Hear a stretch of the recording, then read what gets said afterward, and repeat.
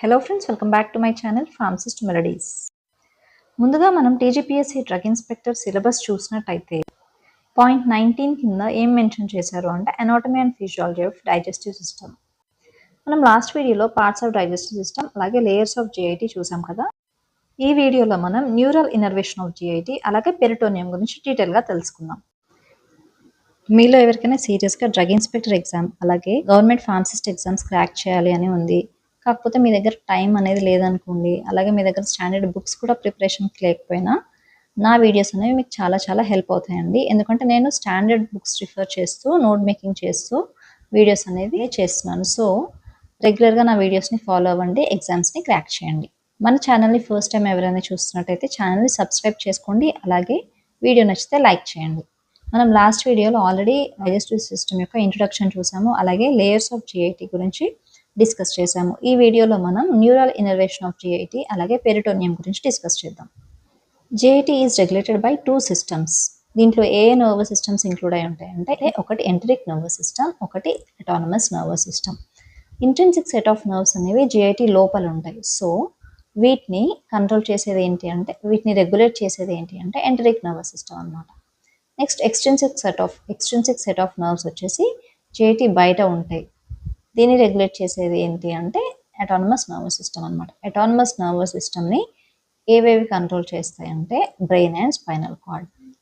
ENS ఏమో ఇండిపెండెంట్గా control చేస్తుంది, ఏఎన్ఎస్ ఏమో బ్రెయిన్ అండ్ స్పైనల్ కార్డ్ ద్వారా కంట్రోల్ చేస్తుంది అనమాట. Coming to enteric nervous system, మన బాడీలో ఫస్ట్ బ్రెయిన్ వచ్చేసి సెంట్రల్ నర్వస్ సిస్టంలో ఉంటే సెకండ్ బ్రెయిన్ ఏమో ఈఎన్ఎస్. ఎంటరిక్ నర్వస్ సిస్టమ్ని బ్రెయిన్ ఆఫ్ గట్ అని కూడా అంటారనమాట.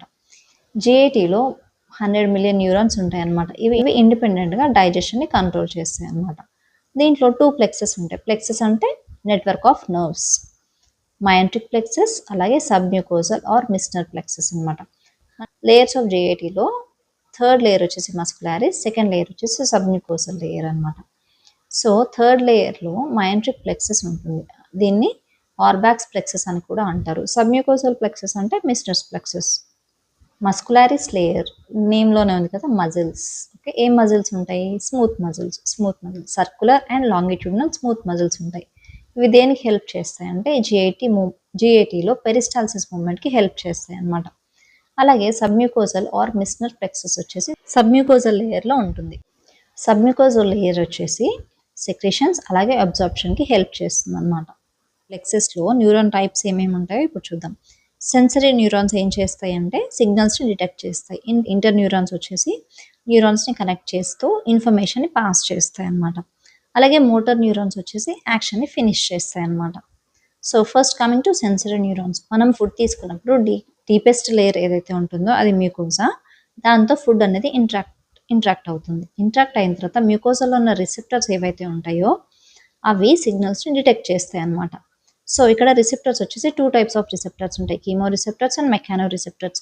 కీమో రిసెప్టర్స్ వచ్చేసి ఫుడ్లో ఉన్న కెమికల్స్ని డిటెక్ట్ చేస్తాయి. Next coming to mechano receptors, వీటిని స్ట్రెచ్ రిసెప్టర్స్ అని కూడా అంటారనమాట. మనం క్వాంటిటీ ఆఫ్ ఫుడ్ తీసుకున్నప్పుడు ఆ జిఐటి వాల్ ఏదైతే ఉంటుందో అది స్ట్రెచ్కి గురవుతుంది. సో క్వాంటిటీ ఆఫ్ ఫుడ్ని బట్టి అది జిఐటి వాల్ అనేది స్ట్రెచ్ అవుతుంది అనమాట. సెన్సరీ న్యూరాన్స్ సిగ్నల్స్ని డిటెక్ట్ చేసిన తర్వాత ఇంటర్ న్యూరాన్స్ పని ఏంటి అంటే మయాంట్రిక్ ప్లెక్సెస్ సబ్మ్యూకోజల్ ప్లెక్సెస్ మధ్య లింక్ అనేది ఫామ్ చేస్తాయి ఇంటర్ న్యూరాన్స్ అనేవి. సో ఫామ్ చేసిన తర్వాత ఇన్ఫర్మేషన్ని ట్రాన్స్ఫర్ చేస్తాయి అన్నమాట. ఈ 2 ప్లెక్సెస్ మధ్యలో ఇన్ఫర్మేషన్ అనేది పాస్ చేస్తాయి. Next coming to motor neurons పని ఏంటి అంటే సెక్రెటరీ సెల్స్ ఏవైతే ఉంటాయో వాటిని కంట్రోల్ చేస్తాయి మోటార్ న్యూరాన్స్. ఈ సెక్రేషన్స్ని రిలీజ్ చేసి డైజెషన్ని ప్రమోట్ చేస్తాయి అన్నమాట motor neurons. With this action is finished. This is about enteric nervous system. Next coming to autonomous nervous system. Autonomous nervous system అనేది బ్రెయిన్ అండ్ స్పైనల్ కార్డ్ ద్వారా control చేయబడుతుంది అనమాట. So autonomous nervous system, ఒకవేళ మనం happy మూడ్లో ఉన్నాం అనుకోండి అప్పుడు పారాసింపాథెటిక్ సిస్టమ్ యాక్టివేట్ అవుతుంది. ఒకవేళ మనం సాడ్ మూడ్లో ఉన్నాం అనుకోండి సింపాథెటిక్ సిస్టమ్ యాక్టివేట్ అవుతుంది. సో పారాసింపాథెటిక్ సిస్టమ్ ఆరిజిన్ వచ్చేసి బ్రెయిన్ అండ్ స్పైనల్ కార్డ్ అనమాట. సో బేసిక్గా సిఎన్ఎస్ సెంట్రల్ నర్వస్ సిస్టమ్. ఇక్కడ క్రేనియల్ నర్వ్స్ అలాగే సాక్రల్ నర్వ్స్ అనేవి రోల్ ప్లే చేస్తాయి. సెంట్రల్ నర్వస్ సిస్టంలో బ్రెయిన్ అండ్ స్పైనల్ కార్డ్ అనుకున్నాం కదా. సో బ్రెయిన్లో అంటే క్రేనియల్ నర్వ్స్, స్పైనల్ కార్డ్లో సాక్రల్ నర్వ్స్ ఏవేవి అంటే C3, C7, C9, C10 అని గుర్తుపెట్టుకోండి. C3, 3, 7, 9, 10 cranial nerves C3, 7, 9, 10. అలాగే సాక్రల్ నర్వ్స్ వచ్చేసి S2 and S4. Next sympathetic nervous system origin వచ్చేసి thoracic plus upper lumbar spinal cord T1, థొరాసిక్లో T1, అదే అప్పర్ లంబార్ స్పైనల్ కార్డ్లో L1, L2 అనమాట. Parasympathetic neural connection with ENS ఎలా జరుగుతుందంటే first ఇందాక ఏమనుకున్నాము క్రేనియల్ నర్వ్స్ పార్టిసిపేట్ చేస్తాయి C3, 7, 9, 10. సో ఇక్కడ మనం డైజెషన్ గురించి చూస్తున్నాం కాబట్టి ఇక్కడ బ్రెయిన్ నుంచి క్రేనియల్ నర్వ్, ఏ క్రేనియల్ నర్వ్ డైజెషన్కి హెల్ప్ అవుతుంది అంటే C10 అనమాట. అది వ్యాగస్ నర్వ్, దాన్ని వ్యాగస్ నర్వ్ అంటాం. సో బ్రెయిన్లో మెడ్యులా ఏదైతే ఉంటుందో అది మెడ్యులా నుంచి నెక్, థొరాక్స్, అబ్డామెన్ వరకు ఈ నర్వ్ అనేది పాస్ అవుతుంది అనమాట. So it supplies to most of the GAT. Next spinal cord నుంచి వచ్చే నర్వ్స్ ఏంటి అంటే పెల్విక్ స్ప్లాంక్నిక్ నర్వ్స్ S2, S4. ఇవేం చేస్తాయంటే supplies to last part of large intestine. Parasympathetic nervous సిస్టంలో ప్రీ గ్యాంగ్లియోనిక్ న్యూరాన్స్ అనేవి చాలా లాంగ్ ఉంటాయి. ఇవి పోస్ట్ గ్యాంగ్లియోనిక్ న్యూరాన్స్తో సినాప్స్ ఫామ్ అయినప్పుడు ENS అనేది ఎంట్రిక్ నర్వస్ సిస్టమ్ అనేది స్టిమ్యులేట్ అవుతుంది. స్టిమ్యులేట్ అయినప్పుడు ఏమవుతుంది అంటే GA యాక్టివిటీ అనేది ఇంక్రీజ్ అవుతుంది. ఇంక్రీజ్ అయినప్పుడు స్మూత్ మజిల్స్ యాక్టివిటీ ఇంక్రీజ్ అవుతుంది. అలాగే గ్లాండ్ సెక్రేషన్స్ కూడా ఇంక్రీజ్ అవుతాయి. ఇంక్రీజ్ అయినప్పుడు డైజెషన్ ప్రాసెస్ కూడా ఇంక్రీజ్ అవుతుంది అనమాట. సో ఇక్కడ సెక్రేషన్స్ ఇంక్రీజ్ అయినప్పుడు డైజెషన్ అనేది స్మూత్గా జరుగుతుంది అనమాట. నెక్స్ట్ వచ్చేసి sympathetic neural connection with ENS neurons. Nerves sympathetic nerves that supply GAT వచ్చేసి థొరాసిక్ అండ్ అప్పర్ లంబార్ అనమాట. సింపాథిక్ సిస్టంలో ప్రీ గ్యాంగ్లియోనిక్ న్యూరాన్స్ అనేవి షార్ట్గా ఉంటాయి అనమాట. సో ఇక్కడ T1 నుంచి L2 వరకు సింపాథిక్ నర్వ్స్ పార్టిసిపేట్ చేస్తాయి.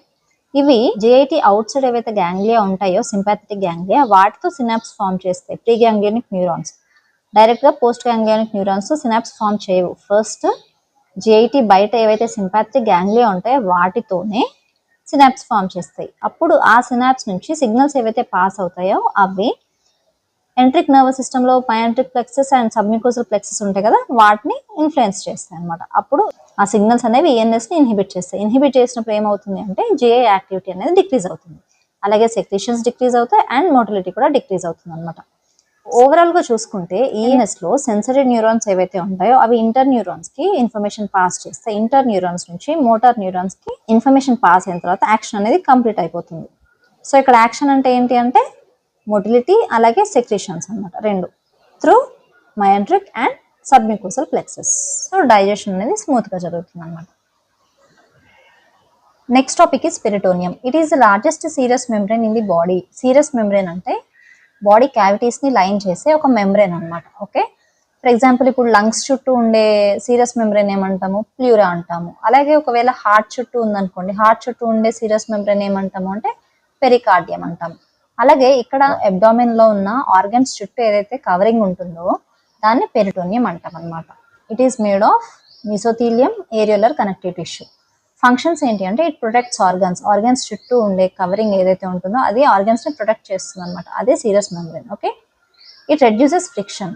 ఈ పెరిటోనియం అనేది 2 టైప్స్ ఉంటుంది, parietal peritoneum and visceral peritoneum. Parietal peritoneum అంటే it lines inner wall of abdominal cavity. Abdominal క్యావిటీలో ఇన్నర్ వాల్ ఏదైతే ఉంటుందో దాన్ని లైన్ చేసేది పెరైటల్ పెరిటోనియం. విజరల్ పెరిటోనియం అంటే అబ్డామినల్ క్యావిటీ లోపల ఉన్న ఆర్గన్స్ ఉంటాయి కదా, ఆర్గన్స్ చుట్టూ ఉండే లేయర్ని విజరల్ పెరిటోనియం అంటాం అనమాట. Okay, space between these contains serous fluid. ఈ రెండింటి మధ్య స్పేస్ ఏదైతే ఉంటుందో ఆ స్పేస్లో ఏముంటుంది అంటే సీరస్ ఫ్లూయిడ్ ఉంటుంది. ఇక్కడ 2 టర్మ్స్ గుర్తుపెట్టుకోండి. ఎసైటిస్ అంటే excess fluid in peritoneal cavity. In this condition abdomen is swollen. Okay, ఎటువంటి కండిషన్స్లో అంటే లివర్ డిసీజ్ ఉన్నా లేదా ఇన్ఫెక్షన్ ఏమైనా ఉన్నా అలాగే క్యాన్సర్ ఏమైనా ఉన్నా అబ్డామిన్లో స్వెల్లింగ్ చూపిస్తుంది అనమాట. సో ఆ కండిషన్ ఏమంటాము అంటే ఎసైటిస్. పెరిటోనైటిస్ అంటే ఇన్ఫ్లమేషన్ ఆఫ్ పెరిటోనియం. పెరిటోనియంలో ఏమైనా ఇన్ఫ్లమేషన్ ఉంటే ఆ కండిషన్ ఏమంటాము అంటే పెరిటోనైటిస్. రిట్రోపెరిటోనియల్ ఆర్గన్స్ అంటే పెరిటోనియం బ్యాక్ సైడ్ అనమాట, బిహైండ్ పెరిటోనియం ఉండే ఆర్గన్స్ ఏవైతే ఉంటాయో వాటిని రిట్రోపెరిటోనియల్ ఆర్గన్స్ అంటాం. Okay, it is covered by peritoneum only on anterior side. ఈ ఆర్గన్స్ ని ఓన్లీ యాంటీరియర్ సైడ్ మాత్రమే పెరిటోనియంతో కవర్ చేసి ఉంటుంది. ఓకే, ఆర్గన్స్ ఏంటి అంటే ఇక్కడ ట్రిక్ వచ్చేసి కీప్యాడ్ అని గుర్తుపెట్టుకోండి. K for kidney, P for pancreas, A for ascending colon, D for descending colon plus duodenum. Next peritoneal folds. Peritoneal folds లో it contains blood vessels, lymphatic vessels, nerves that supply abdominal organs. Abdominal organs కి supply చేసే blood vessels కానీ lymphatic vessels కానీ nerves కానీ ఈ peritoneal folds లో ఉంటాయి అన్నమాట. ఓకే, పెరిటోనియల్ ఫోల్డ్స్ అనేవి ఆర్గన్స్ ని హోల్డ్ చేసి ప్రొటెక్షన్ కి హెల్ప్ చేస్తుంది అనమాట. దెర్ ఆర్ 5 పెరిటోనియల్ ఫోల్డ్స్, గుర్తుపెట్టుకోండి. ఓకే, ఫస్ట్ వచ్చేసి గ్రేటర్ ఒమెంటమ్. దీంట్లో 4 లేయర్స్ ఉంటాయి అనమాట. ఇది ఆప్రాన్ లాగా వర్క్ చేస్తుంది, అలాగే ఇన్ఫెక్షన్ ఫైటర్ గా కూడా యాక్ట్ చేస్తుంది. టోటల్ 5 పెరిటోనియల్ ఫోల్డ్స్ అనుకున్నాం కదా. ఈ 5 పెరిటోనియల్ ఫోల్డ్స్ లో లార్జెస్ట్ పెరిటోనియల్ ఫోల్డ్ ఏంటి అంటే గ్రేటర్ ఒమెంటమ్. ఇది ఎక్కడ ఉంటుంది, ఏ పార్ట్ లో ఉంటుంది అంటే starts from stomach and duodenum and goes downwards and covers small intestine. Stomach duodenum నుంచి స్టార్ట్ అయ్యి అది డౌన్వర్డ్స్ వెళ్తుంది అనమాట. డౌన్వర్డ్స్ వెళ్ళి ఆ స్మాల్ ఇంటెస్టైన్ ని కవర్ చేస్తుంది. Then turns upwards, attaches to transverse colon. ఇక్కడ సెంట్రల్ పార్ట్ ఏదైతే కనిపిస్తుందో అది గ్రేటర్ ఒమెంటమ్. గ్రేటర్ ఒమెంటమ్ లో ఇమ్యూన్ సెల్స్ అనేవి ఉంటాయన్నమాట. ఏవి అంటే మ్యాక్రోఫేసెస్, ప్లాస్మా సెల్స్. సో ఈ సెల్స్ ఉండడం వల్ల ఇన్ఫెక్షన్ ని కంట్రోల్ చేస్తుంది అనమాట. ఈ ఇన్ఫెక్షన్ స్ప్రెడ్ అవ్వకుండా ప్రివెంట్ చేస్తుంది అనమాట. అలాగే ఇట్ స్టోర్స్ ఫ్యాట్. మన బాడీలో ఫ్యాట్ ఎక్కువైంది అనుకోండి, అప్పుడు గ్రేటర్ ఒమెంటమ్ సైజ్ కూడా పెరుగుతుంది అనమాట. గ్రేటర్ ఒమెంటమ్ అనగానే మనకి ఏం ఐడియా రావాలి అంటే ఆప్రాన్ లాగా ఉంటుంది అనమాట ఫ్రంట్ సైడ్. నెక్స్ట్ ఫోల్డ్ వచ్చేసి ఫాల్సిఫార్మ్ లిగమెంట్. ఇది గుర్తుండాలి అంటే ఏంటి అంటే ఇది లివర్ కి ఫిక్స్ అయి ఉంటుంది అనమాట. Fixes liver to front side లో లివర్ కి ఫిక్స్ అయి ఉంటుంది అనమాట ఈ ఫాల్సిఫార్మ్ లిగమెంట్ అనేది. సో ఇది ఏ షేప్ లో ఉంటుంది అంటే సికిల్ షేప్ లో ఉంటుంది, curved like a blade. It connects liver with anterior abdominal wall and diaphragm అనమాట. Coming to the third layer, lesser omentum. Lesser omentum అనేది ఏంటి అంటే లివర్ కి సప్లై రూట్ అనమాట. It arises from stomach and duodenum then attaches to liver. ఈ diagram లో చూడండి, it arises from stomach and duodenum then attaches to liver. ఇక్కడ మనకి మిడిల్ లో వైట్ కలర్ లో కనిపిస్తుంది కదా, అది లెసర్ ఒమెంటమ్ అనమాట. లివర్ కి అటాచ్ అయి ఉంటుంది. It acts as a pathway for blood vessels and bile duct along with lymph nodes. Lesser omentum carries major structures called portal triad. అంటే 3 స్ట్రక్చర్స్ ని క్యారీ చేస్తుందండి లెసర్ ఒమెంటమ్. అవేంటి అంటే hepatic portal vein, common hepatic artery, అలాగే common bile duct. Lesser omentum carries major structures called portal triad. ఏవేవి ఇప్పుడు చూసాం కదా డయాగ్రామ్ లో, hepatic portal vein, common hepatic artery, అలాగే common bile duct. Next peritoneal fold వచ్చేసి మిసెంట్రీ.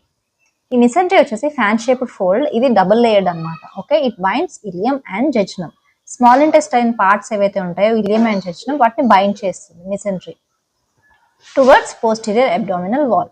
అలాగే మిసెంట్రీలో ఏమేమి ఉంటాయి అంటే blood vessels, lymph vessels and lymph nodes. మన బాడీలో ఫ్యాట్ అనేది ఇంక్రీజ్ అయింది అనుకోండి, అప్పుడు అబ్డామిన్ సైజ్ కూడా పెరుగుతుంది. సో మోస్ట్ మ్యాసివ్ ఫోల్డ్ వచ్చేసి మిసెంట్రీ.